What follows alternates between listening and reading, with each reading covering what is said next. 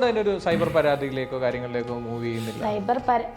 ആർക്കൊക്കെ കൊടുക്കണം? ബോഡി ഷേം എന്നൊക്കെ പറഞ്ഞാൽ അതിന്റെ മാരക വേർഷനാണ് വരെ ഡാഗിനി അമ്മൂമ്മ പല്ലിയായിട്ട് ഭയങ്കര സാമ്യമാണെന്ന്. പല്ലി ഓക്കെ ശരി, പല്ലി ആയിക്കോട്ടെ. അപ്പൊ ഈ പല്ലി എലിയൊക്കെ എന്റെ അത്രയും ഗ്ലാമർ ആണെന്ന് പറഞ്ഞാൽ അവർ അഭിമാനിക്കുമല്ലേ വേണ്ടത്? കുഞ്ഞിൻ്റെ ഒക്കെ കാര്യം വന്നിട്ട് ഓരോ പറയുന്നതാണ്, ചിലപ്പോൾ അവരുടെ വിഷമം കൊണ്ട് പറയുന്നതായിരിക്കാം. നിങ്ങൾ എൻ്റെ കുഞ്ഞിനെ ഏറ്റെടുക്ക്, ഓക്കെ, അവർ പറയുന്നതായിരിക്കാം വാശിക്കും ദേഷിക്കും ഒക്കെ. പക്ഷെ അത് വെച്ചിട്ട് പോകുന്ന പോക്ക് മനസ്സിലായോ? ഓക്കെ, കാരണം നെഗറ്റീവ് ആൾക്കാർക്ക് മനസ്സിലാക്കി കഴിഞ്ഞാൽ ഒരു വ്യക്തിൻ്റെ ആ വ്യക്തി എത്ര നല്ലത് പറഞ്ഞാലും നെഗറ്റീവായിട്ടേ തോന്നുന്നുള്ളൂ. അപ്പോൾ നിങ്ങൾ വിചാരിക്കും ഇതൊക്കെ ഡാനിക്ക് അറിയാം, എന്നിട്ട് ഡാനി ആൾ കൊള്ളാലോടാ, ഇങ്ങനെ തന്നെ ഈ പെണ്ണിനെ ഈ രേണുവിനെ വിറ്റങ്ങ് ജീവിച്ചുകൊണ്ടിരിക്കുകയെന്നൊക്കെ കുറേ ആൾക്കാർ പറയുന്നുണ്ട്. നിങ്ങൾക്ക് ആർക്കും അറിയാത്ത കുറേ കാര്യങ്ങൾ എനിക്ക് നല്ല രീതി അറിയാം. കിച്ചുവിൻ്റെ കാര്യങ്ങൾ അറിയാം, അല്ലാതെ കുറച്ച് കാര്യങ്ങളൊക്കെ ഉണ്ട്, അതും എനിക്കറിയാം. A to Z കാര്യങ്ങൾ എനിക്ക് നല്ല രീതി അറിയാവുന്നതുകൊണ്ടാണ് ഞാൻ എത്ര ഇത് പറഞ്ഞാലും ഈ സുധിച്ചേട്ടൻ പറയുന്നത് എനിക്ക് ഭയങ്കര ഇറിറ്റേഷൻ ആക്കി പറഞ്ഞാലോ. നമ്മൾ എന്താ പറയണ്ടേ, അത് ആത്മാർത്ഥമായിട്ട് സ്നേഹിക്കുന്നവർക്ക് അത് നിങ്ങൾക്ക് പറഞ്ഞാൽ മനസ്സിലാകത്തില്ല. ഞാനത് പറയുവാണെങ്കിൽ ഒരു വലിയൊരു സ്റ്റോറി പറയണം. അത് പറഞ്ഞിട്ട് ഇതും കൂടെ ഒന്ന് പറയുവാണെങ്കിൽ അവരെത്ര സപ്പോർട്ട് ചെയ്യുന്നവരാണെങ്കിൽ പോയി കല്ലറിയും, ഉറപ്പാണ്. ഞാൻ കൂടുതലൊന്നും സംസാരിക്കുന്നില്ല. പിന്നെ അവർ വേറൊരു കാര്യം കൂടെ പറയുന്നുണ്ട്, അതും കൂടെ ഒന്ന് വെച്ചാൽ ഞാൻ വീട്ടിൽ കസാരമ കാലം വെച്ചിരുന്നോളാം. ഇവര് കൊണ്ട് തരട്ടേന്നേ, ഇവര് മാസം കൊണ്ട് തരട്ടെ 1 ലക്ഷം രൂപ. ഈ പറയുന്ന ഓരോരുത്തരും അപ്പൊ ചേച്ചിക്ക് 1 ലക്ഷം രൂപ കൊണ്ട് കൊടുത്താൽ ചേച്ചി ഇതുപോലുള്ള പരിപാടിക്കൊന്നും പോകത്തില്ല എന്ന് പറയുന്നുണ്ട്. ഓക്കെ, അപ്പൊ ചേച്ചിക്ക് വരുമാനം 1 ലക്ഷത്തിൽ കൂടുതലുണ്ട് എന്നുള്ള കാര്യം നമുക്കിപ്പോൾ മനസ്സിലായിട്ടുണ്ട്. ചേച്ചി ഒരു ഇന്റർവ്യൂവിന് 5,000-6,000 രൂപ മേടിക്കുന്നുണ്ട്. അത് കൂട്ടി 10-15 ഒക്കെ മേടിക്കാൻ തുടങ്ങിയെന്നും നമുക്ക് നല്ല രീതിയിൽ അറിയാം ചേച്ചി. പക്ഷെ ഇതൊന്നും ഇവിടുത്തെ മണ്ടരായ ജനങ്ങൾക്ക് മനസ്സിലാവുന്നില്ല. ചേച്ചിയുടെ ബാങ്ക് ഡീറ്റെയിൽസും കാര്യങ്ങളും ചോദിക്കുമ്പോഴത്തേക്ക് ഒന്നുമില്ല, 30 പൈസ 40 പൈസ എന്തിന് പാസ്ബുക്കിനകത്ത് ഒന്നുമില്ല. എൻ്റെ പൊന്നു ചേച്ചി, ഞാനൊരു കാര്യം പറയട്ടെ, നിങ്ങൾക്ക് വീട് വെച്ച് തന്നത് ഫ്രീ ആണ്. ആ വീട്ടിലെ എല്ലാ കാര്യങ്ങളും ഫ്രീ ആണ്. എന്തിന് റേഷൻ അരി വരെ നിങ്ങൾക്ക് കിട്ടുന്നുണ്ട്. അപ്പം നിങ്ങൾ ഈ പോകുന്ന പൈസയ്ക്ക് എവിടെ പോവാ? 200-230 രൂപയ്ക്കാണോ നിങ്ങൾ പോകുന്നത്? നിങ്ങളുടെ അച്ഛൻ പറയുന്ന കൂട്ട് എന്തിനാണ് ഇങ്ങനെയൊക്കെ വന്നിട്ട് ഇങ്ങനെ നാണക്കേട്? ഞാനൊരു കാര്യം പറയാം, ഒരു യൂട്യൂബ് ഉണ്ട്, ഞാനൊരു യൂട്യൂബറും കൂടെ ആണ്. അവിടെ എനിക്ക് മാസം കിട്ടുന്ന നല്ല വ്യൂവും കാര്യങ്ങളുണ്ടെങ്കിൽ എനിക്ക് മാസം കിട്ടുന്ന വരുമാനം എന്താണെന്ന് എനിക്ക് നല്ല ബോധമുണ്ട്. ഇപ്പോൾ ഫേസ്ബുക്കിൽ വലിയ വ്യൂ കണ്ടാലും നമുക്ക് കൂടി വന്ന ഒരു ഞാൻ 1 മില്യൺ പോയി കഴിഞ്ഞാൽ കൂടി വന്നാൽ ഒരു 1000-1500 ആ റേഞ്ച് ഫേസ്ബുക്കിൽ കാണിക്കത്തുള്ളൂ. അതങ്ങനെയാണ് ഫേസ്ബുക്ക്. അതെനിക്ക് ഒരുപാട് സെറ്റ് ആവുന്നുണ്ട്. പക്ഷേ യൂട്യൂബ് വേറെ ഒരുപാട് ഡിഫറൻസ് ആണ്. ചേച്ചി എനിക്ക് നല്ല രീതിയിൽ അറിയാം. ചേച്ചിക്ക് യൂട്യൂബിൽ ഇട്ടാലും മതി, സാധാരണ ഒരു 2 വീഡിയോ ഇട്ടാലും നിങ്ങൾക്ക് മാസം നല്ല വരുമാനം വരും. അതൊന്നും ചെയ്യാതെ രേണുസുതി ഇതിനൊക്കെ പോകുമ്പോൾ നമുക്ക് മനസ്സിലാക്കേണ്ട കാര്യങ്ങളുള്ളൂ. അവർക്ക് എത്ര രൂപയാണ് വന്ന് ചേരുന്നതൊക്കെ. അതൊക്കെ നമ്മളിവിടെ ഒന്നും പറയുന്നില്ല. ചേച്ചിക്ക് ഇഷ്ടമുള്ള ലൈഫ്, ഇഷ്ടമുള്ള ആളുടെ പോവാം, അതൊക്കെ നിങ്ങളുടെ ഇഷ്ടമായിട്ടുള്ള കാര്യങ്ങളാണ്. അല്ല, ഈ ഒരു കാര്യം പറയുമ്പോൾ ചില ആൾക്കാരൊക്കെ വന്ന് കമൻറ്റ് ബോക്സിൽ ഇടും, വലിയ ജീവമാതാ കേസിലും അവരും ഇഷ്ടമുള്ള പോലല്ലേ മോനെ പോയി. അങ്ങനെ ഞാനൊരു വീഡിയോ പറയുമ്പോൾ ഒരു കമൻറ്റ് വന്നിട്ടുണ്ടായിരുന്നു. ഞാനത് പറയുന്നത് വെച്ചാലും അവരും പൊക്കോട്ടെ. പക്ഷെ ഒരു അനാഥാലയത്തിൽ ഒരു പ്രായം തികയാത്തൊരു പെൺകുട്ടിക്ക് ചില കാര്യങ്ങൾ സംഭവിച്ചിട്ടുണ്ടെങ്കിൽ അത് പറയേണ്ട കാര്യങ്ങളാണ്. കാരണം നാളെയും ആർക്കും അവസ്ഥ ഉണ്ടാവരുത്, അത്രയേ ഉള്ളൂ. ഓക്കെ, അപ്പം രേണു ചേച്ചിക്ക് 1 ലക്ഷം രൂപ കൊണ്ട് കൊടുത്തു കഴിഞ്ഞാൽ ചേച്ചി ഹാപ്പി, അടിപൊളി, കുശാലി, വീട്ടിൽ ഇരുന്നാൽ മതിയല്ലോ. ഓക്കെ, ഇപ്പോഴും ഇവരെ താങ്ങി നടക്കുന്ന കുറേ ആൾക്കാരുണ്ട്. നാണം കെട്ട വർഗ്ഗങ്ങളെ എന്ന് ഞാൻ നിങ്ങളോടൊക്കെ പറയത്തുള്ളൂ. നാണം കെട്ട വർഗ്ഗങ്ങളെ നിങ്ങൾ എങ്ങനെ പറയത്തുള്ളൂ? അതിന് കാരണങ്ങളുണ്ട്. ആ കൊച്ചനെ കുറിച്ച് പറയുന്നുണ്ട്, മോൻ അവൻ ചോദിച്ചാൽ മാത്രം 200-300 അവൻ ഇട്ട് കൊടുക്കും. അവൻ അത്യാവശ്യം ഉണ്ടെങ്കിൽ മാത്രം, അല്ലെങ്കിൽ അവർ പൈസ പോലും കൊടുക്കത്തില്ല. എന്താണെന്ന് വെച്ചാൽ കിച്ചു തന്നെ പറയാതെ പറയുന്നതിൻ്റെ ഒരു വോയിസ് ഞാൻ വെച്ച് തരാം. ഓൾറെഡി കേട്ട് കാണുമായിരിക്കാം. പിന്നെ ബി ഹെയർ എല്ലാവർക്കും അറിയാം അദ്ദേഹം ഈ പറയുന്ന കിച്ചനോട് സംസാരിച്ച് 10-22 മിനിറ്റ് സംസാരിച്ചിട്ടുണ്ടായിരുന്നു. കിച്ചു ഒരുപാട് കാര്യങ്ങൾ പറഞ്ഞു. എന്തൊക്കെ പറഞ്ഞിട്ടുള്ള കാര്യങ്ങളൊക്കെ നമ്മൾ അറിഞ്ഞിട്ടുമുണ്ട്. ഓക്കെ, അത് പുള്ളിയുടെ അന്വേഷണം കാര്യങ്ങളൊക്കെ. അല്ലാതെ ഞാൻ എൻ്റെ രീതിയിലോട്ട് അന്വേഷിച്ചു. ഞാൻ സംസാരിച്ച് പോയപ്പോൾ അങ്ങ് ചങ്ങനാശ്ശേരി വരെ ഞാനങ്ങ് പോയി. ഉള്ള കാര്യം പറഞ്ഞ ചങ്ങനാശ്ശേരി അവിടെ ഒരിടത്ത് നിൽക്കുകയാണ്. ഒന്ന് സംസാരിച്ച് ഒന്ന് പുഷ് ചെയ്താല ഒരു ഫയൽ അങ്ങ് എടുക്കും. ഞാൻ അത്രേ പറയുന്നുള്ളൂ. കൂടുതൽ ഇതായാൽ ഒരു ഫയൽ ഞാൻ അങ്ങ് എടുക്കും. ഞാൻ ഒന്നും ചെയ്യുന്നില്ല, എൻ്റെ ആവശ്യമില്ല. ഓക്കെ, അപ്പം ഇനി നമ്മളെ പൂട്ടാൻ നോക്കുവാണെങ്കിലും നടക്കില്ല. ഒരു കാര്യം ഞാൻ തുറന്നു പറയാം. ഓക്കെ, അപ്പം നമ്മുടെ ഈ താജ് പത്തനംതിട്ട എന്ന് പറഞ്ഞ അദ്ദേഹം വന്നിട്ട് കുറച്ച് കാര്യങ്ങൾ സംസാരിക്കുന്നുണ്ട്. നമ്മുടെ കിച്ചുവിനെ വിളിച്ചൊന്ന് സംസാരിക്കുന്നത് ഞാൻ ജസ്റ്റ് ഒന്ന് വെച്ച് തരാം. ഹലോ, കിച്ചുമോനെ, താജ് മാമനാ. പറഞ്ഞോ. ഞാൻ നിന്നെ ഇന്നലെ എത്ര പ്രാവശ്യം വിളിച്ചു മോനെ? ഞാനേ ആന്ധ്രാപ്രദേശിലൊക്കെ ആയിരുന്നു, പോയിട്ട് വന്നേ ഉള്ളായിരുന്നു. ആന്ധ്രാപ്രദേശിൽ എവിടെ മോനെ പോയെ? എവിടെ പോയി ആന്ധ്രാപ്രദേശില്? കാളഹസ്തി അമ്പലത്തിൽ പോയി. മോനെ ഞാന് എന്നെ ഈ പിന്നെ പപ്പായ്ക്ക് എന്നെ പിടിച്ചിടേണ്ട കാര്യം ഉണ്ടായിരുന്നു മോനെ, നോർത്ത് പോയി.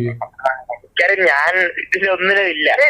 അല്ല മോനെ, ഞാന് മോനറിയാമല്ലോ, ഞാൻ പിന്നെ മാമൻ സഹായിച്ചിട്ടുണ്ടോ ഇല്ലയോ? ആ സഹായിച്ച എന്നെ സാറേന്ന് വിളിച്ച് പപ്പ എന്നെ എന്തെല്ലാം പറഞ്ഞു എന്നുള്ളത് മോന് നോർത്ത് നോക്കി.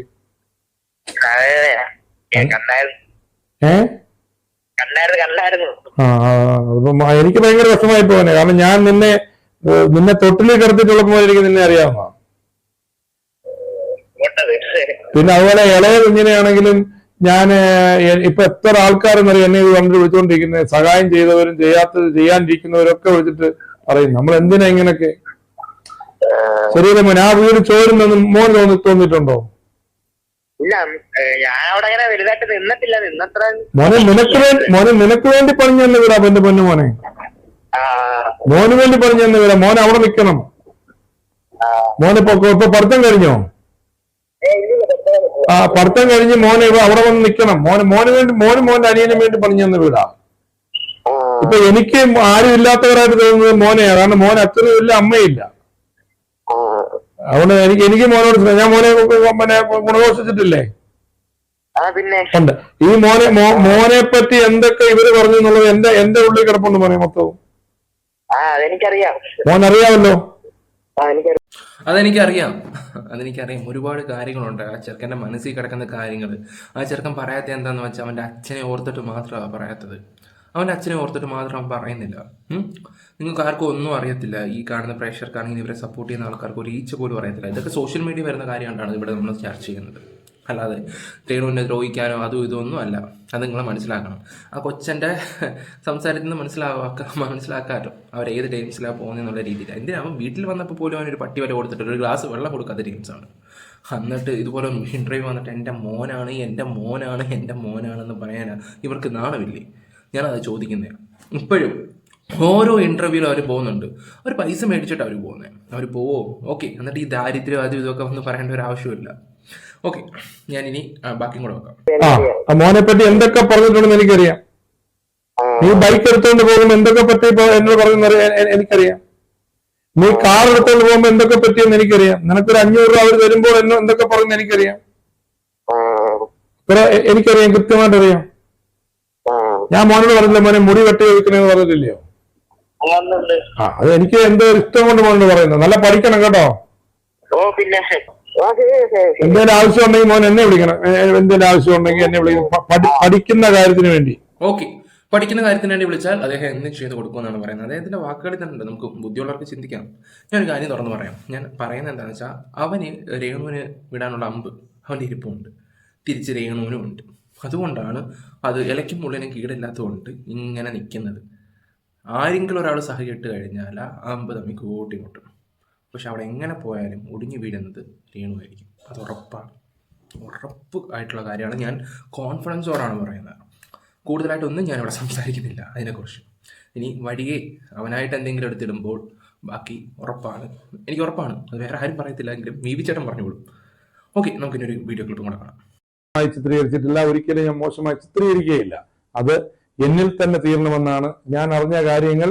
എന്നിൽ തന്നെ തീരണം എന്ന് ഞാൻ ആഗ്രഹിക്കുന്നു. ഒരിക്കലും രേണു സുധിയെ മോശമായി ഞാൻ ചിത്രീകരിക്കത്തില്ല. അതൊക്കെ എന്റെ മനസ്സിൽ തന്നെ കിടക്കണം. പക്ഷെ എന്റെ ഭാര്യയോട് ഞാൻ പറഞ്ഞിട്ടുണ്ട്, ഏറ്റവും കാര്യങ്ങള് എന്റെ ഭാര്യയോട് ഞാൻ പറഞ്ഞിട്ടുണ്ട്. ഒരുപാട് കാര്യങ്ങള് എന്ന് പറഞ്ഞാൽ രേണു സുധി വലിയ ക്രിമിനൽ ആണെന്നൊന്നുമല്ല. പല കാര്യങ്ങൾ എന്തൊക്കെ സംഭവിച്ചിട്ടുണ്ടോ, ഈവൻ ചാറ്റിങ് അല്ലെങ്കിൽ ഫോൺ വിളികള്. എനിക്കിപ്പോൾ ധാരാളം ആളുകൾ, നിങ്ങൾക്ക് പൈസ അയച്ചു തന്നിട്ടുള്ള ധാരാളം ആളുകൾ എനിക്ക് അതിന്റെ സ്ക്രീൻഷോട്ട് ഇട്ട് തരുന്നു. അപ്പൊ ഇതൊക്കെ കാണുമ്പോൾ ഞാൻ ഇത്രയും രൂപ വന്നോ, എനിക്ക് അത്ഭുതമായി. ചാറ്റിങ്ങും ഫോൺ കോൾ എന്നൊക്കെ പറയുന്നുണ്ട്, പൈസ ഇടപാട്. ഓക്കെ, ചാറ്റിങ്ങും ഫോണും ഒക്കെ ഒരാളുടെ പേഴ്സണൽ കാര്യമാണ്. ചിലപ്പം സംസാരിക്കാം, അതൊക്കെ അവർക്ക് ഇഷ്ടമായിട്ടുള്ള കാര്യങ്ങളൊക്കെ തന്നെയാണ്. അത് നമുക്ക് ഒന്നും പറയാൻ പറ്റത്തില്ല. അതിപ്പം 2 കൂട്ടുകാരും കൂടെ അങ്ങനെ ആവുകയാണെങ്കിൽ ഒന്നും നമുക്ക് പറയാനൊന്നും പറ്റത്തൊന്നുമില്ല. അത് അവരുടെ പാടായി. പക്ഷേ സോഷ്യൽ മീഡിയ വന്നിട്ട് എല്ലാം കാണിച്ചു കൂട്ടിയിട്ട് ഒരാളെ മാത്രം എൻ്റെ ചേട്ടൻ എനിക്കതിന് പറ്റില്ല. എനിക്ക് എൻ്റെ ചേട്ടനെ വിട്ട് പോകാൻ പറ്റില്ല. അത് ഇങ്ങനെ ഉള്ളിൽ തട്ട് പറയാം. ഇങ്ങനെയൊക്കെ വന്ന് പറയുമ്പോഴേ നമുക്ക് ഒരിക്കലും അങ്ങോട്ട് അക്സെപ്റ്റ് ചെയ്യാൻ പറ്റുന്ന കാര്യമാണ്. ഈ ചാറ്റിങ്, വീഡിയോ കോള്, അത് ഇത് ഒക്കെ നിസ്സാര കാര്യങ്ങളാണ്. അതൊക്കെ അത് അവരുടെ പേഴ്സണൽ കാര്യങ്ങളാണ്. നമ്മൾ ഇടപെടാറൊന്നും പോകുന്നൊന്നുമില്ല.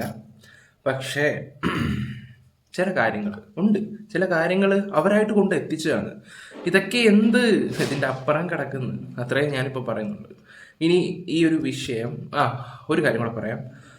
അതുലിൻ്റെ കേസിൻ്റെ അപ്ഡേറ്റ് ഉടനെ തന്നെ, കാരണം ഇന്ന് ഒരു കോൾ വന്നിട്ടുണ്ടായിരുന്നു. അത് അവൻ തന്നെ പറയും, ഉറപ്പായിട്ടും അതിലത് പറഞ്ഞിരിക്കും. ആ കോള് സംബന്ധമായിട്ടുള്ള കാര്യങ്ങൾ അതിൽ പറയും. അപ്പം വീണ്ടും സന്ധിക്ക് വരക്കും. വണക്കം.